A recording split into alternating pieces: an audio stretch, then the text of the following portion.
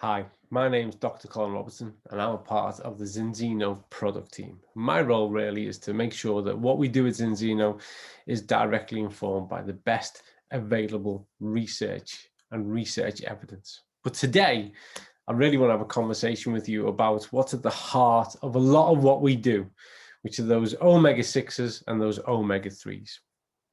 Much of our conversations around the importance of the ratio, about getting that into balance, hinges off an understanding of what these two components simply are. And so really, if we're going to look at the art of cellular balance, we need to recognize what it is that we're trying to keep in balance.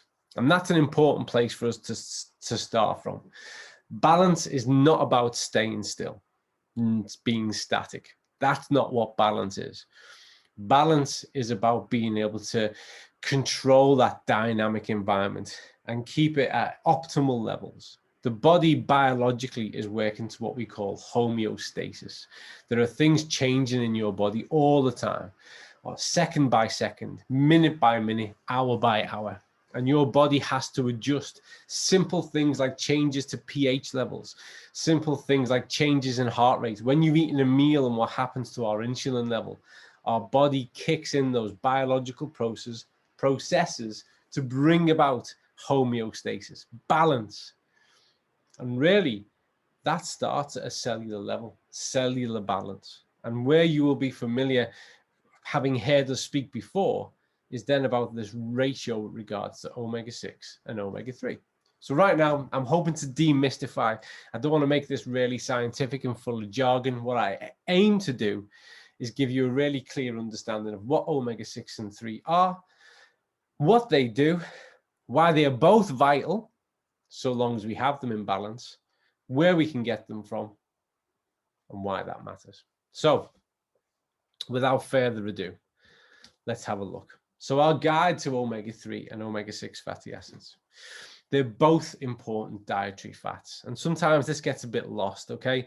Because of this ratio issue that we have, where there's far too much omega-6 available in our diets these days.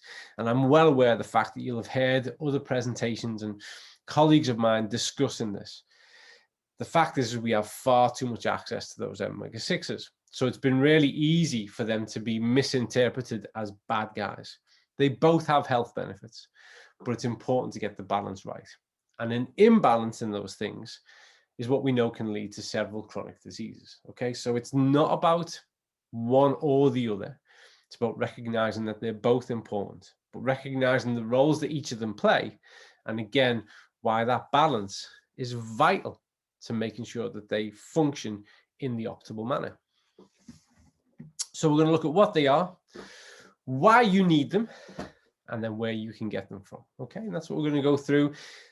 This isn't going to be an hours-long presentation or lecture.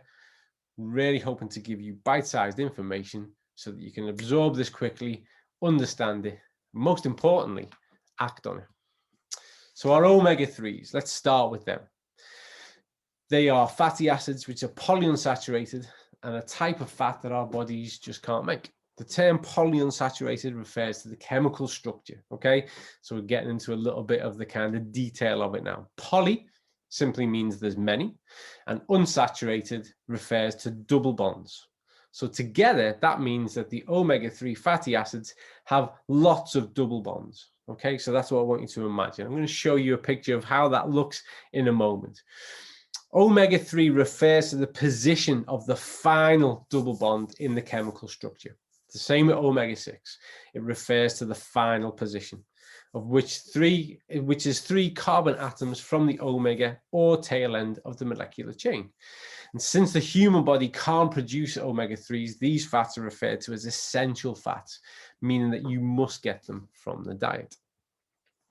So here we go. Here's our omega-3 and our omega-6. And we can see there, if we go from the right as we work in, we are 3 away with the ALA, which is our omega-3, and we are 6 away with the LA, the linoleic acid, with our omega-6. Simple as that. That's all we have to recognize, is this simple structure of how they work and therefore how they're defined. So our types of omega-3, EPA is the 20 carbon fatty acids. Main function is to produce chemicals called eicosanoids, okay? And these help to reduce inflammation.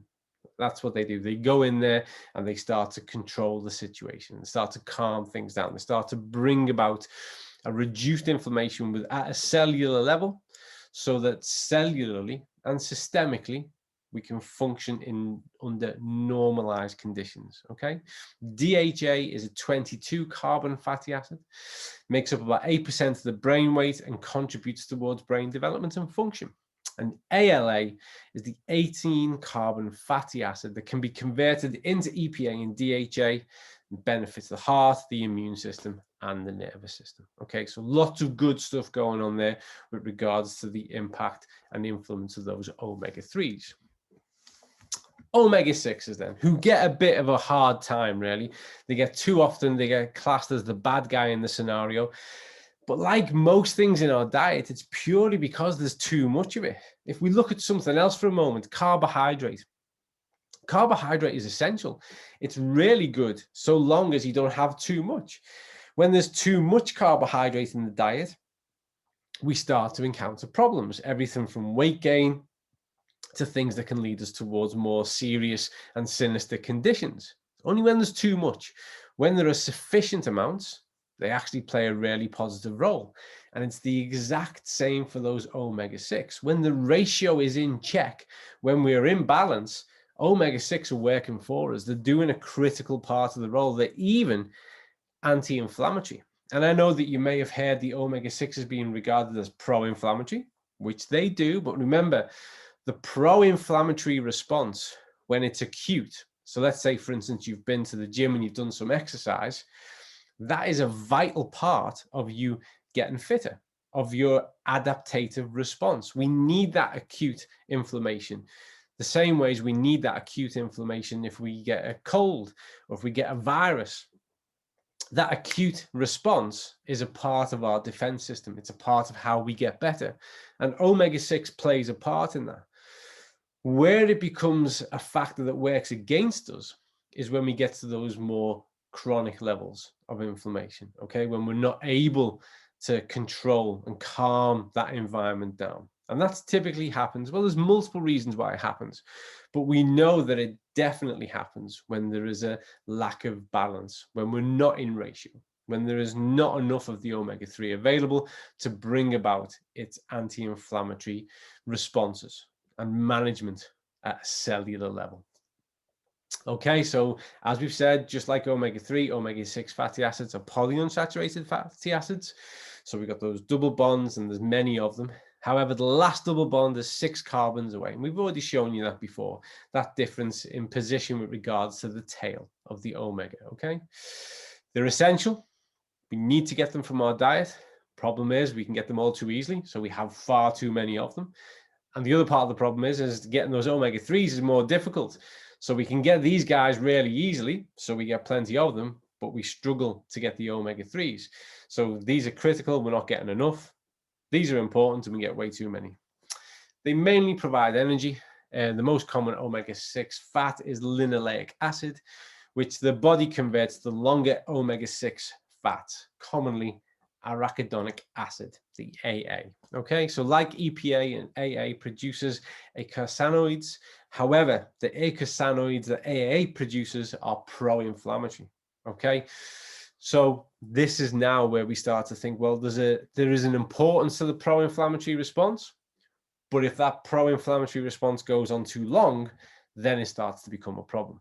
And that's again where those omega-3s come in and start to take control and check the system and help to bring about an anti-inflammatory response.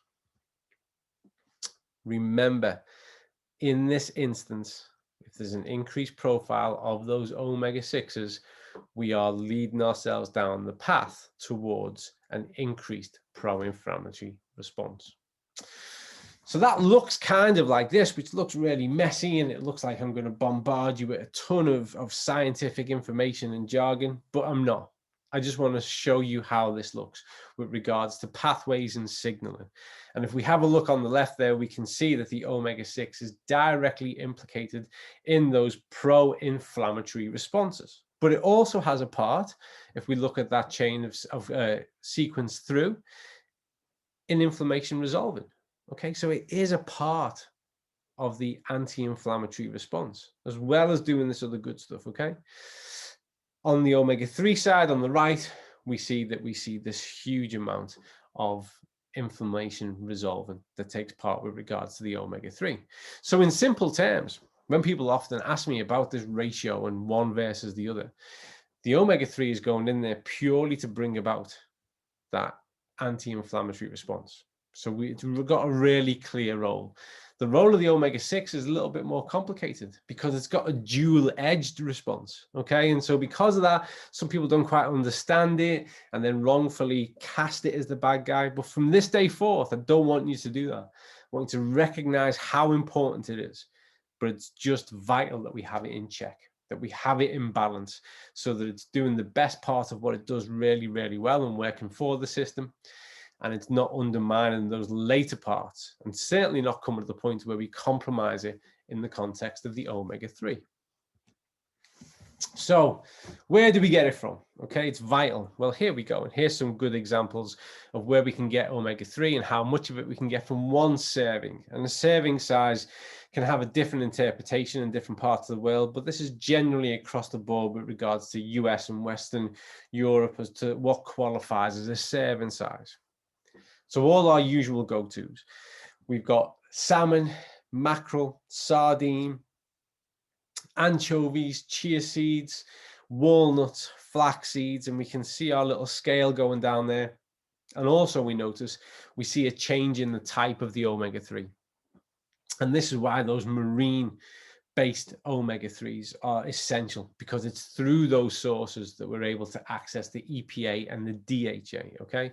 So from salmon, we're getting 4 grams as a serving, mackerel 3 grams, sardines 2 grams, anchovies 1 gram, and then we drop into the ALA, so the plant-based sources of the omega-3 from our chia seeds, our walnuts, our flax seeds, okay?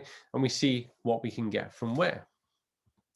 When we look at our omega-6s now, this is just from 100 grams. And this gives a really good illustration of the problem that we have really, which regards to it's so much easier to have sources of omega-6 in the diet, and also how much more prevalent they are by volume of the food. So if we look at soybean oil, 50 grams per 100 grams.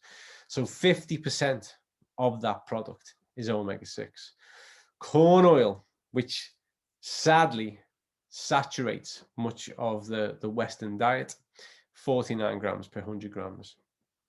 Mayonnaise, again, another common contender across the Western diet, 39 grams per 100 grams. So the concentration and the density of these omega-6s is far richer, and it appears in far greater variety and opportunity across our Westernized diets. So we can see where we can get it from. We've got a better understanding now of how these two function within the cell. We've got our omega-6 that's going in there to help us to bring about that acute inflammatory response, and also helping in some instances with reducing those markers of inflammation. And then we need our omega-3s to go in there, which are going to really block those pro-inflammatory markers and are going to work proactively in an anti-inflammatory capacity. And when we have them in check, when we have them in balance, we have harmony.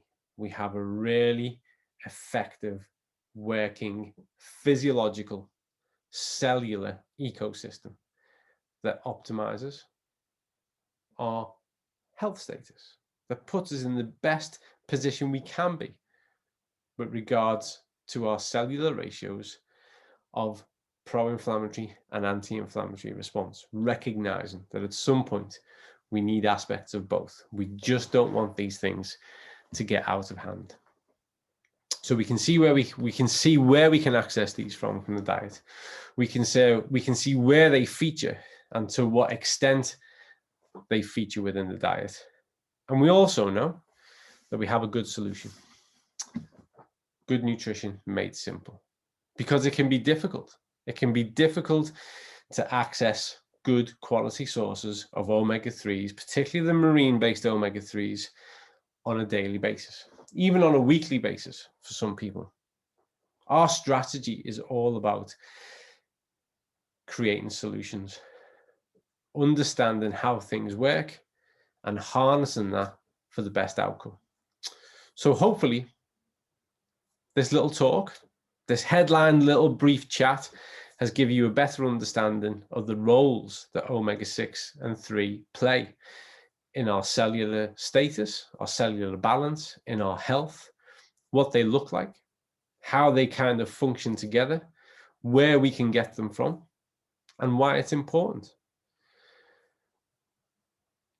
As always, if you have any questions, make sure that next time you're on a call, if there's something you want to follow up on this, then please do.